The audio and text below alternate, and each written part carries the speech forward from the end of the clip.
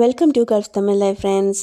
ஆடி பெருக்கு இல்லை அட்சய திதி அப்படின்னா நம்ம ஊரில் வந்து நகைக்கடையெலாம் நிறைய நிரம்பி வழியும். கல்ஃபில் எப்படி இருக்குதுன்னு சொல்லிட்டு பார்க்கலாம் வாங்க. இங்கேயும் அந்த மாதிரி நேரத்தில் நிறைய கூட்டம் இருக்கும். மோஸ்ட்லி சவுத் இந்தியன்ஸ் தான் இருப்பாங்க.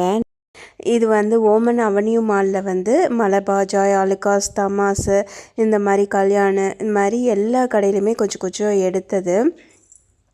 நீங்கள் கல்ஃபில் இருந்தீங்கன்னா எந்த கடையில் வந்து நீங்கள் வந்து நகை வந்து பர்ச்சேஸ் பண்ணுவீங்க, எங்கே வந்து ஓரளவுக்கு பர்சன்டேஜ் வந்து மேக்கிங் சார்ஜ் வந்து கம்மி பண்ணி தருவாங்க அப்படின்லாம் எனக்கு கொஞ்சம் வந்து சொன்னிங்கன்னா ஹெல்ப்ஃபுல்லாக இருக்கும். ஏன்னா நாங்கள் போய் மோஸ்ட்லி வந்து ஜாய் ஆலுகாஸ், மலபா இது ரெண்டும் தான் மாற்றி மாற்றி போயிட்டுருப்போம். கல்யாணம்லாம் போனால் நிறைய ஸ்டோன் இருக்கும், இல்லைன்னா ஆன்டிக்காக எடுத்து காட்டிகிட்டு இருப்பாங்க, அந்த மாதிரி சொல்லுவாங்க. ஜாய் ஆலுகாஸ்லேயும் சரி மலபார்லேயும் சரி நிறைய பர்சன்டேஜ் தான் வந்து போடுவாங்க. நம்ம எதை செலக்ட் பண்ணுறோமோ அதுதான் முக்கியமாக நிறைய பர்சன்டேஜ் வந்து சொல்லுவாங்க. ஸோ நாங்கள் வந்து ஒரு 2-3% தான் வந்து குறைப்பாங்க. நாங்களும் அவ்வளோ பார்கென்லாம் பண்ணி எங்களுக்கு கேட்க தெரியாது. அவங்க 2-3 குறைச்சாலே சரி ஓகே அப்படின்ற மாதிரி ஆயிரும். அப்புறம் கடைசியாக பில்லு போடும்போது இன்னும் 2% குறைச்சி ஏதோ அவங்க வந்து ரொம்ப சாக்ரிஃபைஸ் பண்ணி நமக்கு வந்து தர மாதிரி தருவாங்க. ஆனால் வந்து இப்போ வந்து ஒரு 20% சொன்னால் நம்ம எவ்வளோ வரைக்கும் குறைச்சி கேட்கலாம் அப்படின்றதையும் நீங்கள் எனக்கு வந்து சொல்லுங்கள். ஸோ அது நெக்ஸ்ட் டைம் வந்து எங்களுக்கு வந்து யூஸ்ஃபுல்லாக இருக்கும். கலெக்ஷன்லாம் பார்த்திங்கன்னா அந்த லைட்டுக்கும் அதுக்கும் வந்துட்டு செம்ம வந்து பளபளன்னு எல்லாமே கண்ணை பறிக்கும் நமக்கு. நாங்கள் வந்து ஓமனுக்கு வரும்போது ஒரு கிராம் வந்து 12 ரியால், 13 ரியால் அந்த மாதிரி ரேஞ்ச் தான் இருந்தது. அப்போவே நம்ம வந்து வாங்கியிருக்கணும். பட் இவ்வளோ கோல்டு ரேட் ஏறும் அப்படின்றது தெரியாது இல்லைங்களா.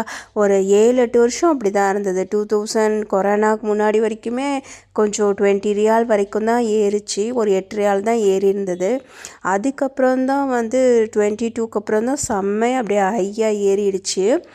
இப்போ வந்து ஓமனில் பார்த்திங்கன்னா அப்ராக்சிமேட்டாக 48.5 கிட்டே இருக்குது ஒரு கிராமோட ரேட்டு.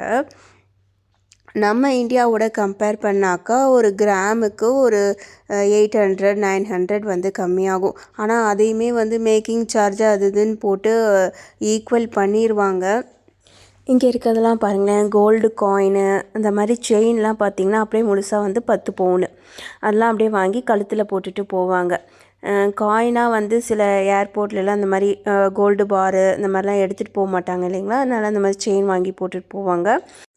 இந்த மாதிரி எடுத்துகிட்டு போகும்போது கஸ்டமில் பிடிச்சாங்கன்னா நம்ம அதுக்கான டேக்ஸ் கட்டிட்டு தான் எடுத்துகிட்டு போகணும். அப்புறம் ஃப்ரெண்ட்ஸ், நீங்கள் எந்த ஊர்லேருந்து வீடியோ பார்த்துட்ருக்கீங்க, உங்கள் ஊரில் வந்து கோல்டு ரேட் என்ன அப்படின்றத எனக்கு கொஞ்சம் கமெண்ட் பண்ணுங்கள். முன்னாடிலாம் வந்துட்டு கல்ஃபில் இருக்க கோல்டு தான் வந்து பியூர் கோல்டு, இங்கே இருக்கிறதெல்லாம் வந்து கலப்படம் பண்ணியிருப்பாங்க அப்படின்னு சொல்லிட்டு நம்ம இந்தியாவில் வந்து சொல்லிகிட்ருப்பாங்க.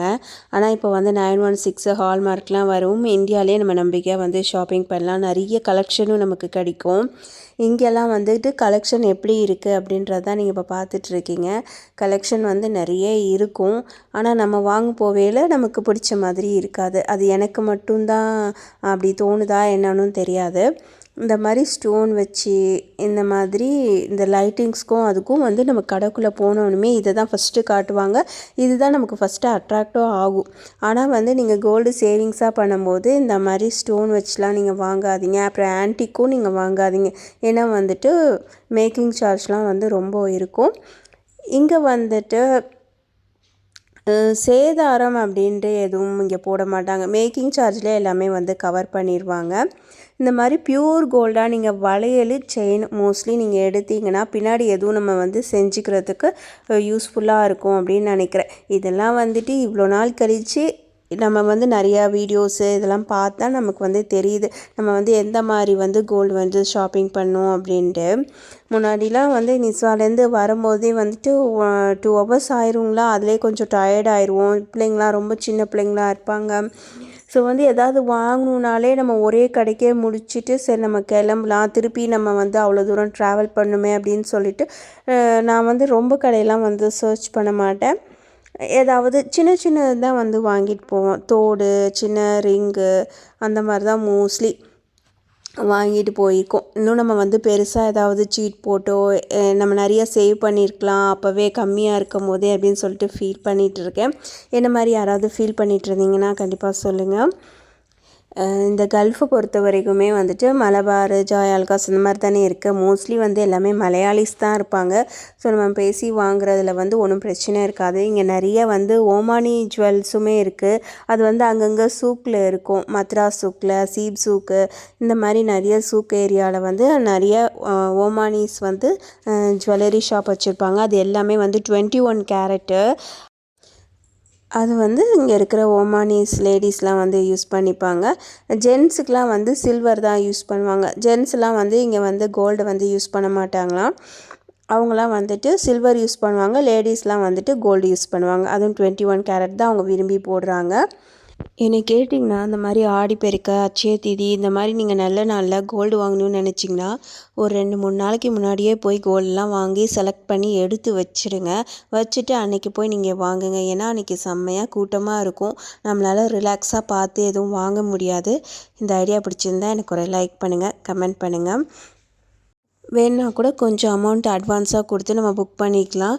நம்ம வந்து நல்ல நாளில் நம்ம போய் நம்ம மொத்த அமௌண்ட்டும் கொடுத்து நம்ம வாங்கிக்கலாம். ஸோ அந்த மாதிரி நீங்கள் ட்ரை பண்ணுங்கள். ஏன்னா நம்ம அந்த நல்ல நாள் போகும்போது விலையும் ஜாஸ்தி ஆகுது. ஸோ அதை ட்ரை பண்ணி பாருங்கள்.